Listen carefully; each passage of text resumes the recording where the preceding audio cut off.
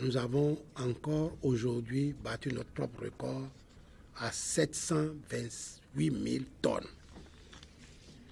Il faut reconnaître que cette tendance que nous avons et qu'on maintient au fil du temps est liée à une organisation réelle de la filière dans les mains de l'interprofession cotonnière avec le regard bienveillant simplement de l'État. L'État n'y met plus de subventions, contrairement à d'autres régions.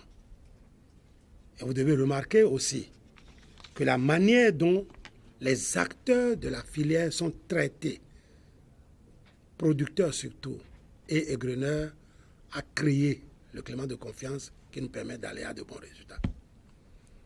Quand vous avez un volume pareil, qu'est-ce que ça a induit comme effet? Le tout premier, c'est que ça a permis de créer beaucoup d'emplois. Les usines ont tourné à plein régime jusqu'à l'heure où nous parlons. Alors que dans le bon vieux temps, après 3 mois d'égrenage, on aura réglé tout et puis les ouvriers sont libérés. Les flux financiers engendrés par ce volume de production sont les suivants. Aux producteurs, il a été payé globalement 101 milliards 530 millions de francs.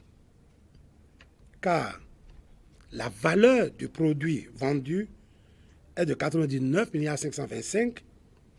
Les frais de tenue de marché aux organisations de producteurs pour la commercialisation s'élèvent à 1 milliard 451 millions.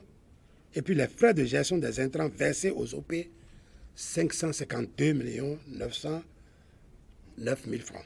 Le comportement des producteurs, il y a quelque temps, qui visait à importer, à laisser les produits, les intrants homologués, qui sont des intrants de bonne qualité, au profit d'intrants frelatés, importés des pays voisins, qui faisaient baisser d'année en année les rendements.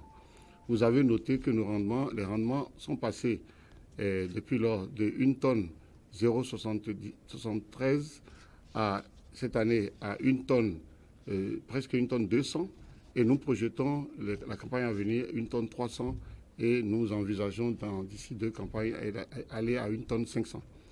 Toute chose qui améliore le revenu du producteur, que nous pensons avec 100 kg d'amélioration de rendement, le producteur gagne à peu près 100 à 200 000 francs de plus dans son revenu. Ça veut dire qu'actuellement, un producteur qui fait 1 tonne 200 de rendement à l'hectare, n'est-ce pas, a un revenu amélioré de à peu près 500 000 francs. Et s'il va à 1 tonne 500, vous imaginez ce que ça peut donner en associant les revenus issus des autres cultures, n'est-ce pas, associés à la production.